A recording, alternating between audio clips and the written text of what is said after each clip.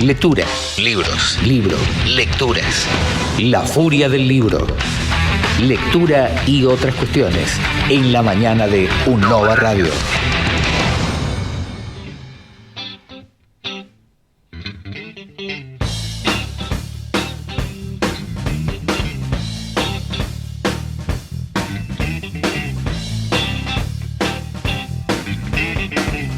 ...24 pasaron de las 10 de la mañana, lo anunciamos al comienzo del programa. Hoy es la segunda edición de esta columna, como bien lo anunció el separador, La furia del libro, a cargo del divulgador literario, el intérprete de la literatura universal, el señor Andrés Russo. Muy buenos días, Luciano, Sofía y audiencia. Sí, segunda semana de La furia del libro. Y sin más prólogos vamos a presentar de qué nos vamos a ocupar esta semana. Bien. Un aterrizaje, una primera aproximación, que seguramente seguiremos visitando el género en otras columnas. Ciencia ficción. ¿Qué de la ciencia ficción? Philip K. Dick, un gran autor estadounidense, nacido en 1928 y falleció en 1982. ¿Cómo recordar las fechas si no las tenés anotadas? Pues es una cuestión las innata. Las vino estudiando. Es una cuestión innata. Y vamos a hablar sobre todo del hombre en el castillo. Bien. Como siempre, venimos trabajando desde la semana pasada el tema de literatura y cine, literatura y series. Hay una serie que es homónima respecto del título de la novela de Dick. La novela de Dick se publicó en el año 1962, primer dato. La serie, le mentí descaradamente a Sofía, no está en Netflix, es una serie original de Amazon. Es una serie de Amazon, pero si ustedes la buscan en algunos formatos de páginas donde hay series... No tengo Amazon. Yo tampoco tengo Amazon. La voy a tener que ver por el lado ilegal. Búsquenla, están las dos páginas temporadas. De los 1000 virus. Claro, o sea, están las dos temporadas y ya está anunciada una tercera temporada. Ya advierto que, ahora voy a hacer un breve comentario del libro, pero de entrada... Creo que... gana la serie, dijiste. Gana la serie en el sentido de que para acercarse al hombre en el castillo y a Philip Dick, está muy bien la serie, está muy bien realizada, como siempre, y como charlamos la semana pasada respecto de El Resplandor película versus novela, hay cosas que son distintas, claro, muy distintas en la serie respecto de la novela. Un dato que viene bien, Philip Dick no solamente inspiró esta serie, El hombre en el castillo, sino que muchísimos oyentes lo deben recordar la siguiente película, Blade Runner. Blade Runner, que es una película de 1982, la primera, dirigida por Ridley Scott, está muy basada en el sentido muy general del término, inspirada en una novela de Philip Dick, y eso lo comentaremos alguna vez, la historia de Blade Runner y Blade Runner 2049, que es la que se estrenó recientemente. Entonces, Dick siempre ha tenido una gran influencia en el cine. ¿De qué trata El hombre en el castillo? Es una ucronía. El término es raro, difícil. Ucronía. La ucronía es muy fácil de explicar. ¿Qué hubiera pasado si? Es algo que continuamente nos preguntamos respecto de nuestras propias vidas y respecto de la historia, que es el marco en el cual transcurre El hombre en el castillo. ¿Qué hubiera pasado si? ¿Cuál es ese sí del hombre en el castillo? ¿Qué hubiera pasado si los nazis no hubiesen perdido la guerra? ¿Qué hubiese pasado si los aliados no hubiesen sido los vencedores? Bueno, ese es el contexto de arranque. Por eso es una ucronía. Claro, yo había escuchado el término distopía muchas veces, sí, aplicado a la ciencia ficción. Sí, efectivamente, Lucho. Mucha de la ciencia ficción, por ejemplo, que esto lo iremos charlando en nuestras columnas, hay como categorías. Hay una ciencia ficción hard, dura, y hay muchos que hablan de una ciencia ficción más humanística. Bien. O soft. Por ejemplo, una más humanística sería Ray Bradbury, Fahrenheit 451. Es una gran distopía, es decir, habla de un futuro de la humanidad oscuro. Un mundo feliz de Aldous Huxley, 1984 de George Orwell. Son distopías. Claro, o sea, plantean un futuro muy oscuro para la humanidad, donde pasan cosas que pueden tener, o sea, ese futuro oscuro puede estar armado en función de alguna cuestión de manipulación de la ciencia o no. Pero esto también puede ser una distopía, tranquilamente. Pero la ucronía tiene esa característica particular.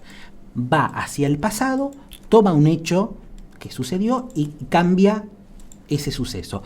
Por ejemplo, el arranque de El hombre en el castillo es Roosevelt fue asesinado, ¿no? O sea, el presidente de los Estados Unidos, el que involucra a Estados Unidos fuertemente en la Segunda Guerra Mundial, es asesinado antes del comienzo de la Segunda Guerra Mundial. Por lo tanto, no tiene esa influencia. Estados Unidos no puede contribuir de manera decisiva, como sí lo hizo en la historia que conocemos, en la Segunda Guerra Mundial.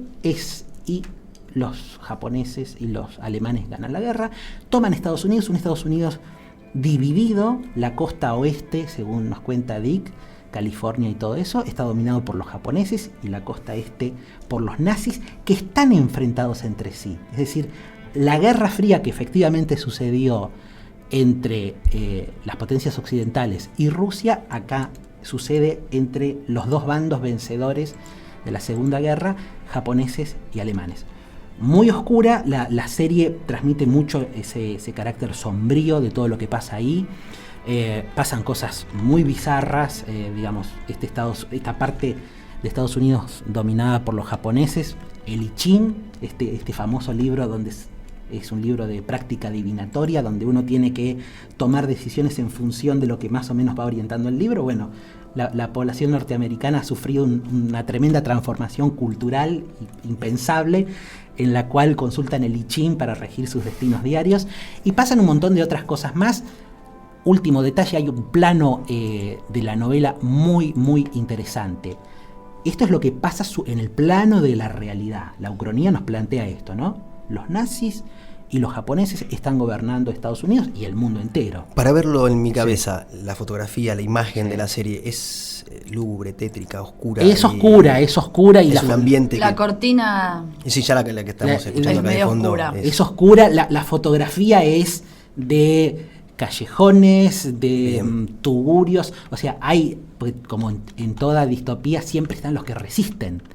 Hay norteamericanos que intentan resistir, porque entre las dos costas el territorio, digamos, intermedio sería un territorio neutral. Bien. O intenta ser un territorio neutral, y ahí se cultiva toda una resistencia. Pero sí, los escenarios son de poca luz, de mucha persecución, de mucha paranoia. ¿Quién sos vos? ¿De dónde venís? En realidad, ¿para quién estás jugando? Hay muchos dobles agentes dando vuelta en la historia.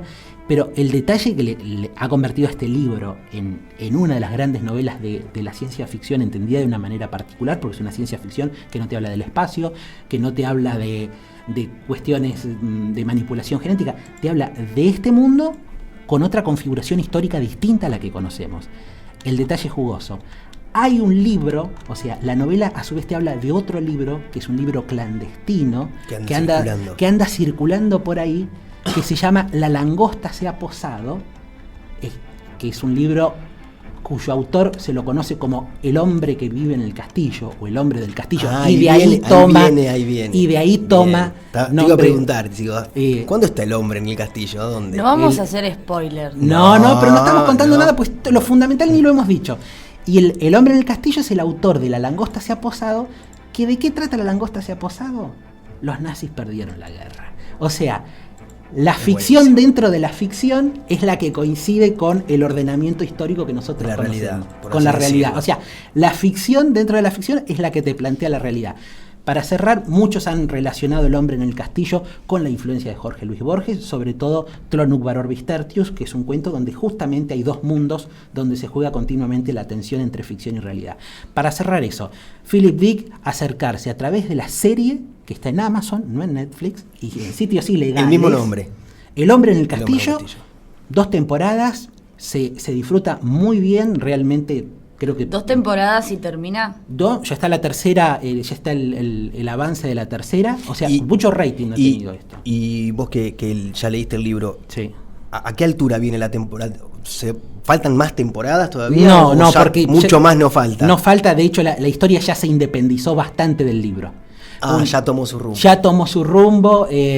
No quiero hacer spoiler, justamente, pero ha tomado su rumbo. Ya aparecen historias nuevas que no están en la novela y nexos entre los personajes que sí están. Por ejemplo, recomiendo seguir mucho a Mr. Tagomi, el señor Tagomi, que le pasa a Juliana.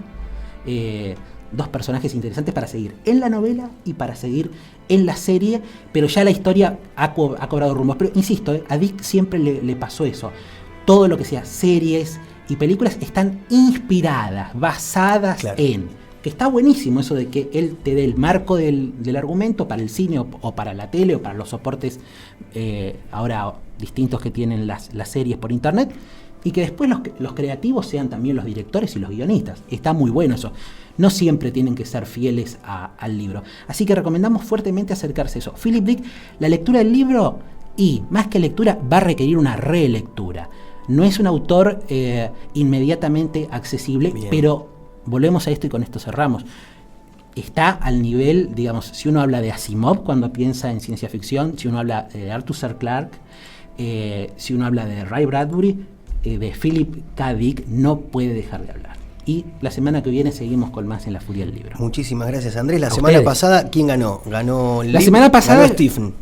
No, la semana pasada... que no es Stephen, ¿cómo es? Steven. La semana pasada ganó El Resplandor, película. Kubrick por Jack Nicholson, por Kubrick mismo. La busqué y no está en Netflix, lo debo decir. No, pero Netflix tiene muy pocas películas clásicas realmente. Sí. Hay que buscarlo en otras plataformas. Sí, las ilegales. Pero ganó. Y hoy vuelve a ganar la serie, pero no porque el libro no esté buenísimo, claro, que está El hombre en el castillo, sino para entrar. Pero vean la serie y después no sean perezosos y perezosas, hagan el esfuerzo de leer El hombre en el castillo, que se consigue, está en kioscos, en ediciones populares. Aprovechen acercarse a la ciencia ficción de extrema calidad. Andrés, ¿qué se trae entre manos para la semana que viene? Para la semana que viene, no sé, quiero negociar con usted. Veremos. Además, hemos visto en las redes que hay una consulta, ¿sí? La gente comenta mucho, lo vi. Comenta mucho. Te han invadido de autores, de temas, de hablar. Y tenemos la página de la columna. Pueden poner en el buscador de Facebook La Furia del Libro. Hay encuestas semanales donde yo voy consultando de qué quieren que hable. Pueden dejar mensajes, pueden mandar mensajes privados, pueden publicar escuchar en el libro. La columna. La columna se sube ahí después, así que si no se acercan a La Furia del Libro es porque no quieren. Muchísimas gracias, Andrés. A ustedes. Acaba de pasar Andrés Russo, quien está a cargo de la columna La Furia del Libro. Hoy fue la segunda edición, se viene muchísimo más. Lectura, libros, lecturas. La Furia del Libro. Lectura y otras cuestiones en la mañana de Unnova Radio.